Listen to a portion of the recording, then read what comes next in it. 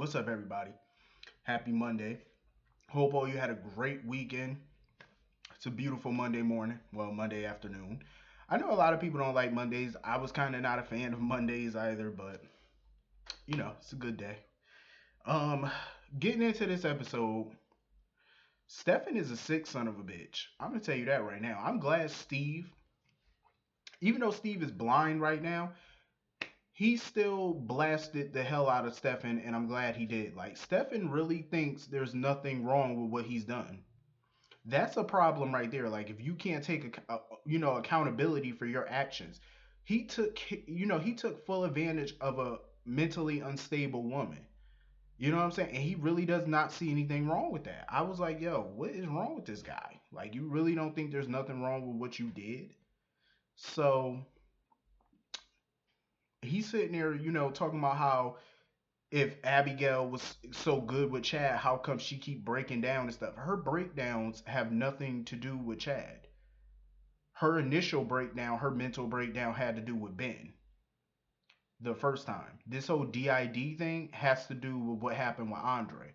So therefore, it has nothing to do with Chad. Chad is trying to help her through it.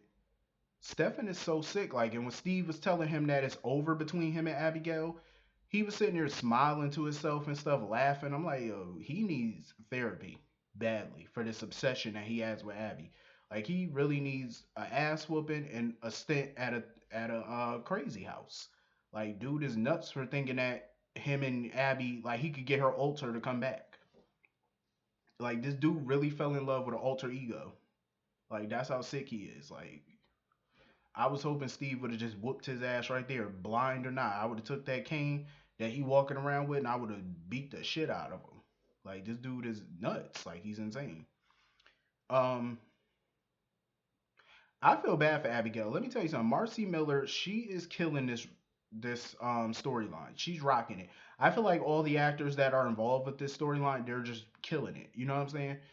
Um, but I definitely felt bad for Abigail, and I don't blame Chad for not trying to tell her like what caused the DID, because Marlena did tell him you don't want to tell her all this information right off the bat. You know what I'm saying? Like, 'cause they really do need to get her integrated and get her, some counseling and stuff like that. So I wouldn't really hit her with everything right off. You know, I just wouldn't do it. Right off the bat, I just can't do it. It's too much information. It's just way too much too soon. So I'm glad Chad took a step back a little bit and was like, I'm just gonna tell her bit by bit. He told her that, the DID started probably around the time Andre died. Um, I feel bad for Abby, man. I know her mind is just moving 1,000 miles a minute. I know it. Like, I couldn't imagine being in that situation. I couldn't imagine. Like, just not having um your wherewith, your wherewithal stuff like that. Just your, not your wherewithal, but your wits about you. You know what I'm saying? Like, not knowing what happened to you, and people got to fill in the blanks for you. You know what I'm saying? Like, just this whole situation with Stefan. It's like it's a lot of information to process. So I think what's best is they just get her into therapy, get her integrated, and just tell her the information bit by bit. You don't want to give too soon, too much too soon. You don't want to do that. So anyway, I don't blame Kate for feeling the way she feel, because I would be pissed too. Like, she had to find out that her husband was double crossing her. Not only that, but she had to find out from her enemy, and she had to find out after he was dead. Like, that's even worse. Um, so I don't blame her for being pissed, you know. But I will say this: I feel like Andre did love Kate. Do I think he loved her in the beginning? Probably not. But he had to, I think the further their relationship got, the more he started to fall for her. That's the same thing that happened between her and Stefano when Stefano blackmailed her into marrying him. And she said that today when she was talking to Stefano's portrait. She was like, at first she didn't love Stefano, but over time she grew to love him. She fell for him. But Kate is in a situation right now where she's just tired of getting played by dudes. Like, she just getting sick of getting played. She puts her all into these relationships just to turn around and get played by these guys. But I feel bad for her because she really thought that Andre really didn't love her.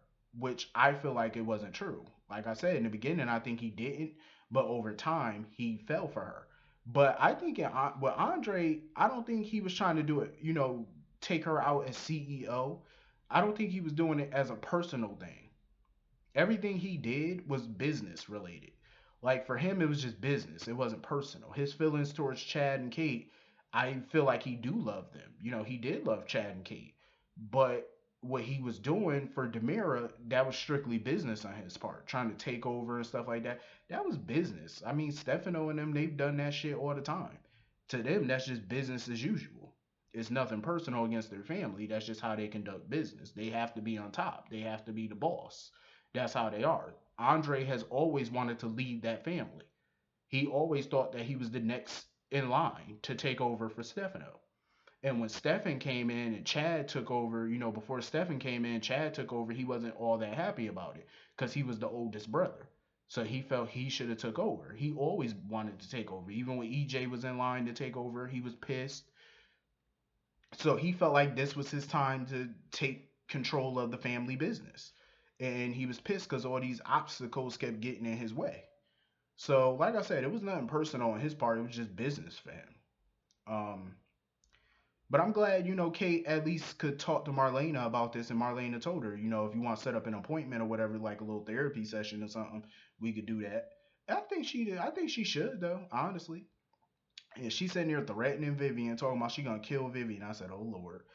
Now the rumors, the spoilers are already out there that Vivian gonna die.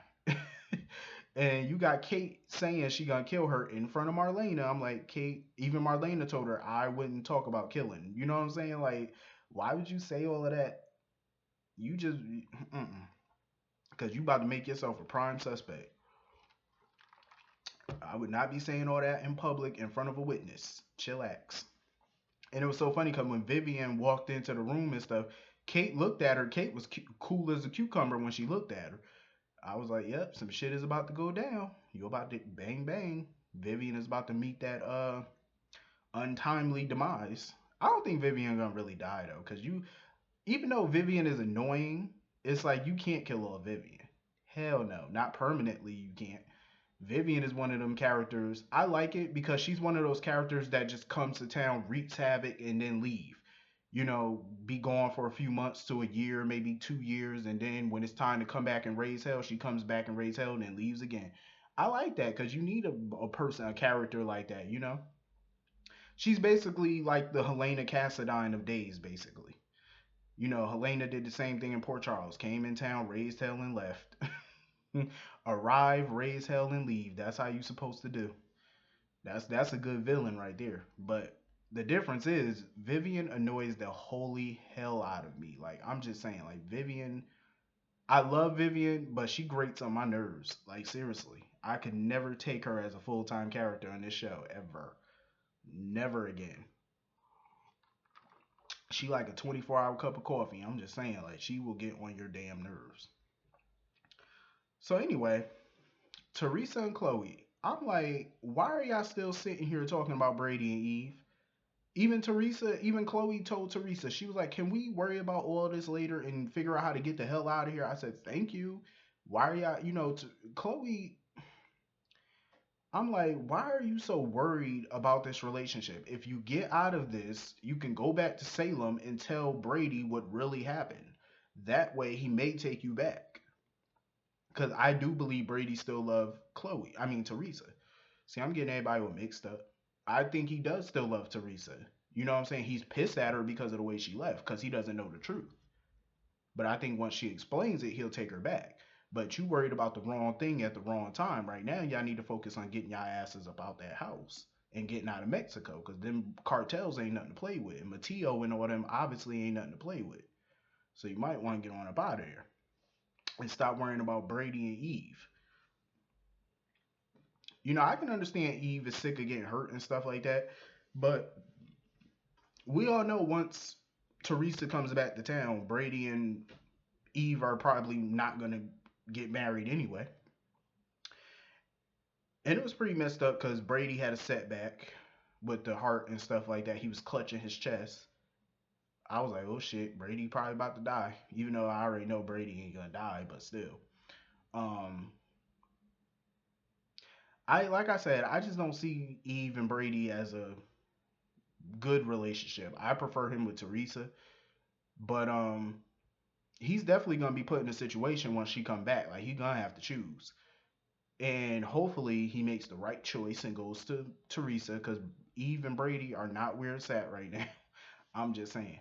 But anyway, hit the comment section. Let me know what y'all thought about this episode, and I will see y'all all later. Peace.